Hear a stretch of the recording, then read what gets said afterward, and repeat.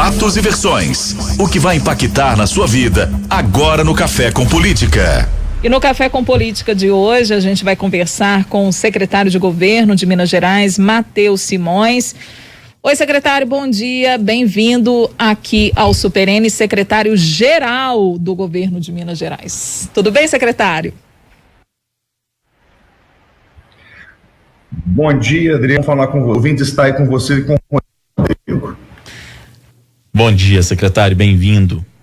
Bem, secretário, já começando a falar, a respeito aqui de um dos temas polêmicos e que com certeza vai voltar à tona agora na retomada dos trabalhos da Assembleia Legislativa, a recuperação, o plano de recuperação fiscal. Como que está sendo a expectativa do governo em relação a isso? Parece que o prazo já está perto do fim, né? Temos um prazo que foi fixado pelo STF de aprovarmos o regime até o mês de maio. Se nós não fizermos isso, os ministros do STF, ministra Rosa Weber e ministro Barroso, nos disseram que vão revogar as liminares que suspendem a cobrança da dívida pública do Estado de Minas Gerais com a União. Isso significa, Adriana, ter que pagar 40 bilhões de reais de uma vez. 40 bilhões de reais equivale a quase 50% da arrecadação própria do Estado de Minas Gerais. Então nós precisamos sim, de forma muito séria e célere, aprovar o regime de recuperação fiscal nas próximas semanas na Assembleia. Ele já está lá há mais de 2 anos e agora nós precisamos que ele seja finalmente votado, por isso ele está em regime de urgência, inclusive. Secretário, na prática, se o Estado precisar fazer um desembolso desse que o senhor falou, o que deixaria de ser oferecido ao cidadão? É bom quando a gente leva a discussão para uma seara prática das coisas. Se o Estado precisar desembolsar mais de 40 bi de uma vez só, o que deixa de ser oferecido? Rodrigo, nós seríamos colocados numa situação terrível de ter que escolher entre pagar os nossos servidores ou interromper o fornecimento dos serviços públicos do Estado, porque isso representa 30% de tudo que a gente tem para gastar no ano, já considerando os repasses federais e tudo mais. Então, é mais do que nós gastamos com educação, é mais do que o dobro do que nós gastamos com saúde, é quase o tamanho da nossa folha de pessoal do ano inteiro. Então, é inviável conduzir o Estado, nós estaremos em situação de falência se nós não conseguirmos a renegociação dos débitos com a União. Bem, secretário, queria trazer também à tona um tema que a gente está abordando desde o início do jornal e que tem trazido grande repercussão também por parte da população e de quem depende de transporte público metropolitano. A gente sabe, o senhor sabe da nossa audiência aqui na região metropolitana, que é muito grande, e eu não poderia perder a chance também de trazer esse tema aqui para abordar com o senhor a respeito, o aumento da passagem hoje dos ônibus metropolitanos. Havia alguma forma de não aprovar esse aumento, de forma que a população não tenha que arcar com esse reajuste? A população hoje, ouvida pela reportagem, achou bastante oneroso, esse aumento de 13%. O aumento é muito alto mesmo, não há dúvida nenhuma nisso. Ele é 2% superior à inflação do período. Agora, qual que é o problema, Adriano? O contrato que foi feito há 15 anos atrás vincula praticamente o reajuste da passagem à alteração do preço do diesel. E nós todos sabemos que o preço do diesel subiu 50% ao longo dos últimos meses. Então, o pleito que as empresas fizeram era um pleito de 52% de aumento, que nós conseguimos segurar em 13%, mas infelizmente não foi possível fazer mais do que isso, sob risco da gente ter a paralisação dos serviços públicos ou a judicialização desses contratos, mas nós compreendemos que é muito sério e por isso, inclusive, esse esforço que o governador tem feito para manter congelado o imposto, pelo menos, sobre os combustíveis, porque esse aumento dos combustíveis no país, ele está gerando uma pressão inflacionária muito séria, não só a inflação que nós já tivemos no ano passado, que no IGPM supera 17%, mas também um projeto de inflação para esse ano que tem nos preocupado profundamente.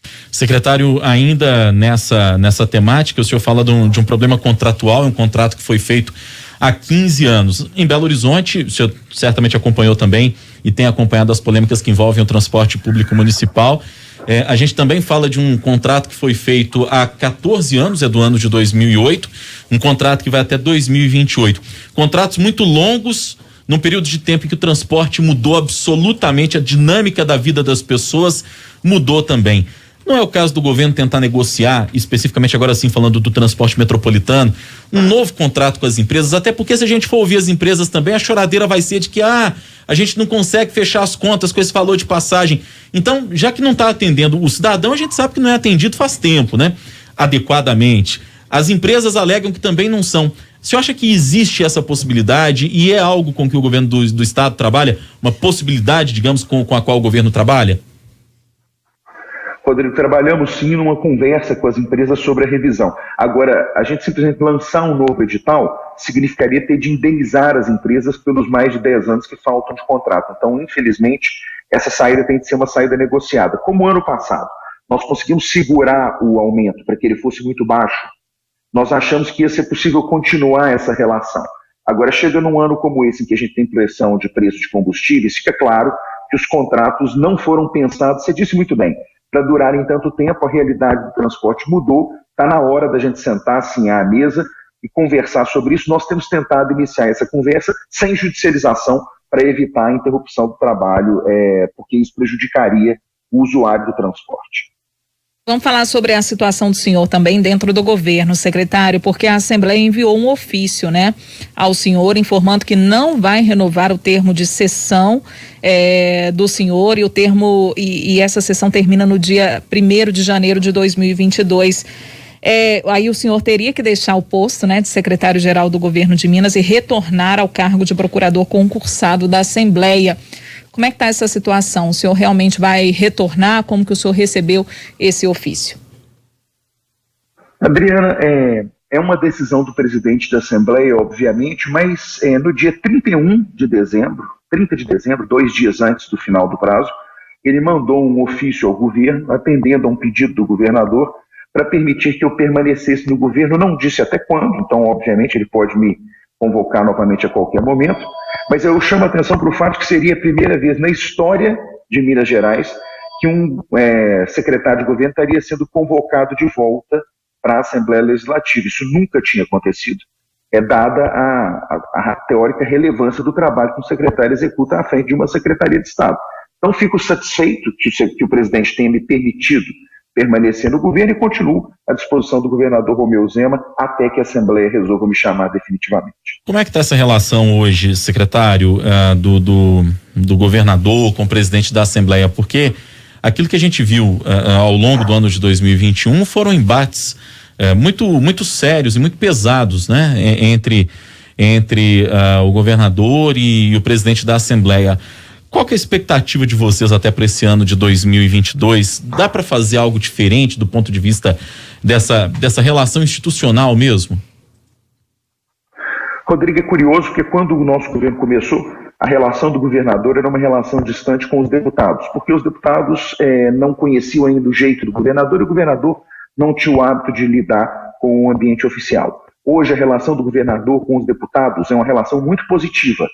Infelizmente, não caminhou da mesma forma a relação do governador com a institucionalidade da presidência da casa. E não é uma questão com o presidente, Agostinho.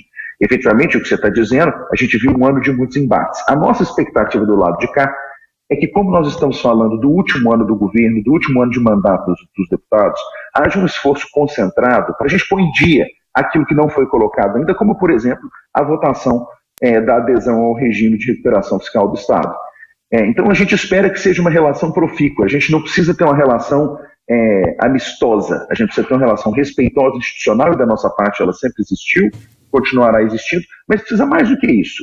Trabalhar para o povo mineiro, porque o povo espera resultado prático da atuação tanto do Executivo quanto do Legislativo. Nós temos certeza que os deputados estão prontos, tanto que eu tenho repetido.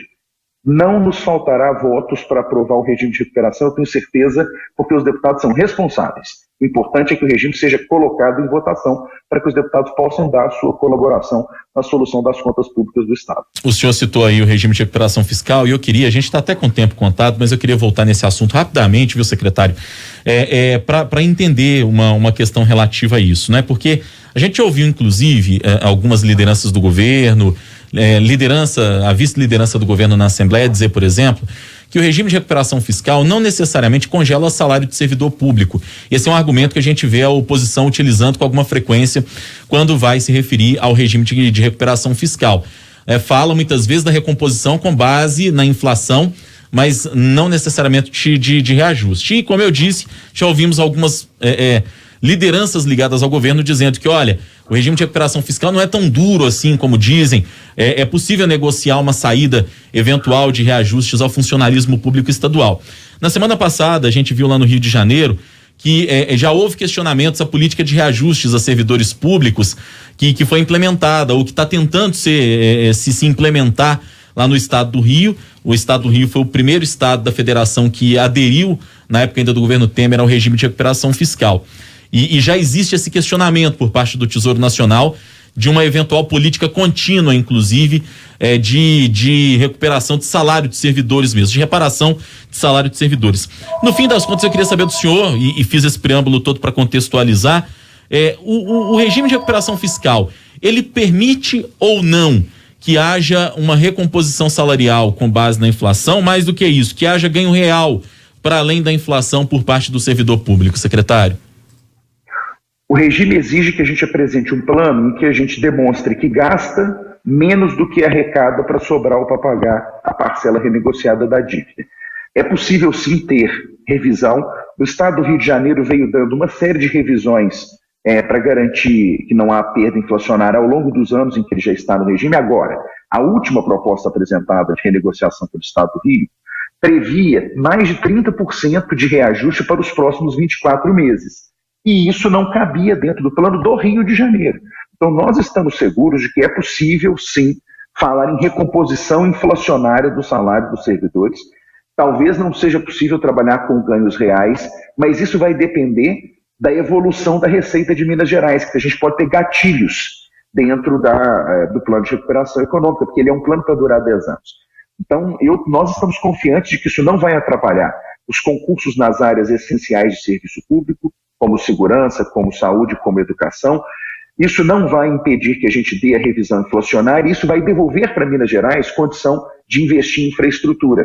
Basta andar pelas estradas do Estado e nós vamos ver como nós precisamos voltar a poder investir em infraestrutura, afastando de vez o risco da cobrança dessa dívida. Ninguém sai perdendo com o plano de recuperação fiscal.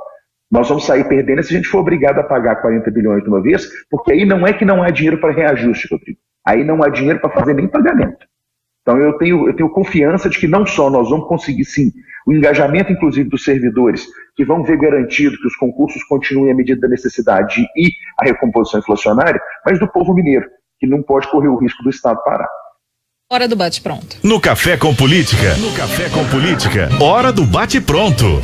Secretário, o senhor já esteve aqui conosco várias vezes, o senhor já está mais que treinado nesse quadro, não é mesmo? Combinadíssimo. Vamos lá então, para começar as nossas perguntas objetivas e respostas objetivas. Matheus Simões, em 2022, permanece secretário ou sai candidato a algum cargo? Até que o governador Romeu Zema decida o que ele precisa que eu faça, sigo como secretário, mas obviamente meu nome está à disposição dele. Regime de recuperação fiscal. Uma necessidade para o povo de Minas Gerais que precisa ser votado pela Assembleia imediatamente. Prioridade do governo Zema neste ano? Recomposição da nossa infraestrutura destruída pelas chuvas e aprovação do regime de recuperação econômica do Estado. Articulação para a reeleição do governador. Quem está no cargo articula sua reeleição trabalhando. O governador trabalha como pouca gente que eu conheço, a equipe tenta acompanhar. O presidente da Assembleia, Agostinho Patrus.